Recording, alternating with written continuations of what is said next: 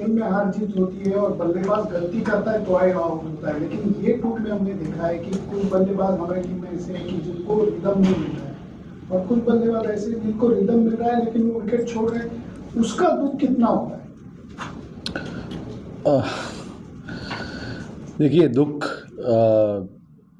जब मैच हारते हो तो उसका दुख ज़्यादा होता है। परफॉर्मेंसेस बैट्समैन के होते रहते, नहीं होते रहते, लेकिन अगर जो आपको रिजल्ट्स चाहिए अगर वो नहीं मिलते तो उसका दुख ज़्यादा होता है। ऑब्वियसली इसमें रिजल्ट्स क्यों नहीं मिलते, वो इसलिए नहीं मिलते जब अगर आपके पास अपॉर्चुनिटी है वो गेम को दबाने के लिए तो वो गेम को दबाना चाहिए। उसमें शायद बॉलिंग हो या बैटिंग हो, बैट्समैन हो या बॉलर्स हो, दोनों का उतना ही रोल रहता है। हमारे पास चांसेस थे,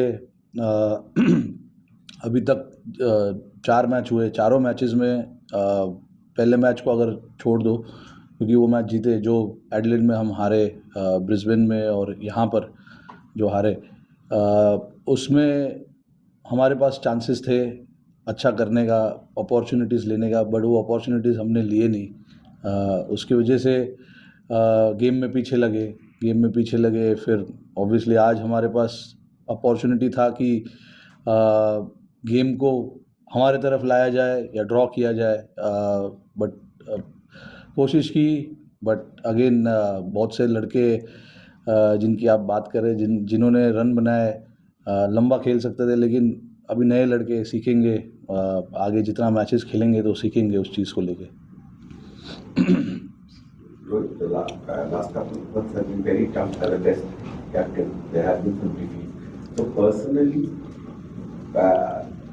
where do you stand as a captain and as a batsman, and what are the processes that you are trying to follow now that maybe some corrective measures are needed? Like where do you stand mentally and as a player? I stand where I am standing today. There is nothing to think about what has happened in the past. Obviously, few results have not gone our way. As a captain, yes, that is disappointing. And yes, as a batter as well, a lot of the things that I'm trying to do is not falling in the place that I would want to. But mentally, look, it is disturbing without a doubt. If you've come here and you want to come here and try and do successfully what you're supposed to, and if those things don't fall in place, that is a big disappointment. But as of now, that is where it is, and there are things that we as a team need to look at. I personally need to look at as well. So we'll try and see what happens. There's still a game to go, and if we can play that game well, it's 2-all. So a draw will be really nice. For just on the 3 days to the next test match, as champion losses, how do you need to? Because you said there was still a series to be drawn for 59 games. So how do you look, there's not enough time, obviously, but there are a lot of things that didn't go our way. Obviously, we have to look at those things, try and see what we can correct that we didn't do well as a team, as a players, as individually as well. So those are the things. Yes, there's not enough time, but we just want to not give it up and make sure that when we turn up at Sydney, we try and do everything possible to try and move that momentum towards us. Again, we have seen it over the years. Coming here and playing is not easy, but I wouldn't say that we've played bad cricket so far. There have been times where we ourselves are very disappointed with certain things that we did, but again, there are a lot of things also that we did right as well. So but again, like I said, Sydney, again, we have an opportunity to come out there and do what we can as a team and make sure we try and play that game well. Rohit, what was your reaction to the Pant shot? Did you have any discussion with him when you got that? Sorry? How do you look at the Pant shot that sort of led Australia back in the game? Today? Rishabh Pant shot. Today, huh? कि पहले inning का? See, look, it's just happened. There hasn't been any discussion about today. Obviously, we lost the game. Everybody is disappointed about how things actually planned out. We certainly didn't think of this result. There is no doubt about that. But again, look, Rishabh Pant, obviously, look, he needs to understand what is required from himself more than any one of us telling him. It's about him understanding and figuring out what is the right way to go about it. In the past, he's given us a lot of success doing what he does. So, as a captain, there is a kind of mixed reaction to that. Sometimes you want to back that thought of him playing the way he plays, and sometimes when things doesn't look good, it frustrates everyone. But that is what it is. That's the reality. It's the success and the failure. There needs to be a balance about it. And as a captain, it's very hard to have conversation when it has given him a lot of success as well. But it's about him figuring out what is the right way to do things. It's just about situation as well. Certain situation of the game where if there is a risk percentage, do you want to take that risk? Do you want to let the opposition come back into the game? Those are the things he needs to figure out himself. I know Rishabh for a very long time, and I understand his cricket as well. In the past also we've had a lot of conversation. So in terms of conversation, there's no way I can say that I've not had a chat with him or he doesn't understand what the team expects. He understands that, but the things that he does gives him results as well. So it's just that fine line between telling him not to do those things or telling him to do those things. Rohit, Bumrah has been spectacular through the series, but as a captain, how do you restrain yourself from overboarding him? Is there a danger of overboarding him? Yeah, there is. To be honest, he's bowled a lot of overs. There's no doubt about it. But again, every test match we play, we keep that in mind. The workloads of all the bowlers, in fact. But again, like if somebody is in such a great form, you want to try and maximize that form how much ever you can, and that is what we've been trying to do with Bumrah. But there comes a time where you need to, step back a little bit and give him that little bit of extra breather as well. So we've been very careful. I've been very careful. I talk to him about how he feels and stuff like that. So those things should be managed carefully, and I'm trying to do that on the field. Jaiswal's dismissal, Sneeko suggests there wasn't an edge. The video suggests there was an edge. Jaiswal went and spoke to the umpires for a couple of seconds before it went off. What's your reaction as captain to what was obviously a crucial dismissal? Yeah, look, really, I don't know what to make of that because the technology didn't show anything. But with the naked eye, it seemed that he did touch something. So I don't know how the umpires want to use the technology. But in all fairness, I think he did touch the ball. But again, look, it's about the technology, which we all know is not 100%. But again, like I said, we don't want to really look too much into that. It's just that we are more often than not, we are the ones falling on the wrong side of it. So it has been happening since India. But yeah, that's where I feel we've been a little unfortunate. Captain, of course, one of the stars of this match was Nitish Kumar Reddy. The way he has batted in this series, India's second highest scorer, average of more than 60. How do you talked about fast tracking him in India, but now when he's playing like this, showing this kind of maturity in Australia, how do you see his growth and the kind of potential he has with both bat and ball?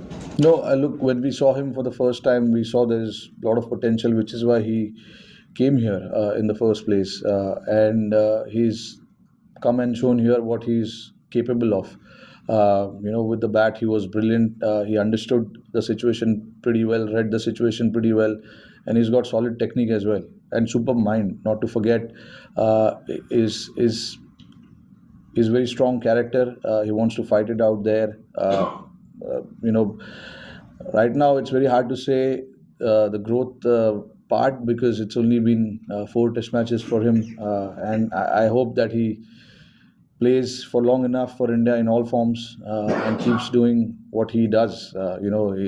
From here he obviously he's only going to go up because he's got all the tools to be very, very successful at this level. Thank you.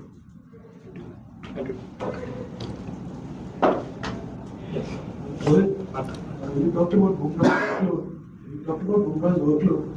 Will you ever during this match feel the need of another frontline wicket taking or an option? Or are you happy playing 3 frontline pacers and then backing the side of the all-round?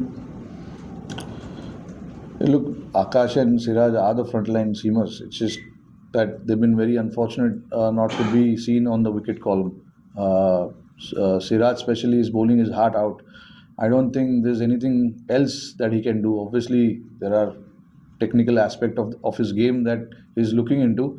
But other than that, in terms of his effort, his attitude, bowling those long spells, he's always up there. It's just that the wicket column doesn't show how well he's bowled, but so is Akash. In Brisbane and here, in both the games, he's bowled really well. Just unfortunate that couldn't get the wickets under his name. But these are the 3 frontline seamers that we are playing, and just everyone's job to make sure that whoever plays needs to get job done for the team. It is not about 1 or 2 individuals. It's about everyone making sure that they come out here and get the job done. We'll be taking last few questions. Right, just the context around the Rishabh Pant dismissal. What was your message to them at the team? Did you consider the game? During tea, what was the situation? You needed around 6 and over. You had 7. Rishabh's a good player. He's a good player. There's no doubt. I mean, it's obviously when you come here chasing 340 in mind, we did that last time around, so there's no way that we were not thinking of the target. But to get that target, you need to lay the foundation. You need to lay that foundation for the other batters to come and play the way they want to play. We've got guys in our team who can take the game till the end, like we did in few occasions in the past. Unfortunately, when Rishabh got out, obviously we lost a couple of wickets right after that, and then we knew that it was always going to be tough. Just to be realistic, sometimes I know you want to do the target, you want to chase the target, you want to be positive and stuff like that, but you've got to be realistic as well sometimes. And getting 6 and over on that pitch, it seems a little tough. Wicket was slowing down a fair bit, day 5 pitch.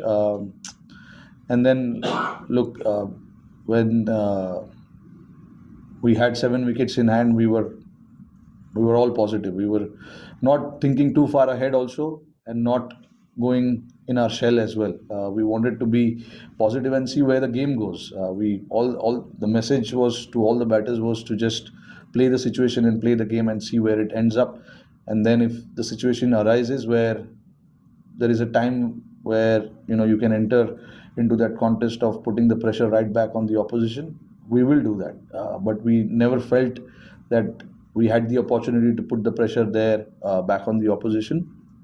They bowled a very good spell up front, and then obviously losing wickets at regular intervals also held us back a little bit. On Shubman Gill. Sanju Samson told a story about like how T20 World Cup final after the just before the toss when he was dropped, not picked, that you went and spoke to him why someone they were and he talks how gratefully.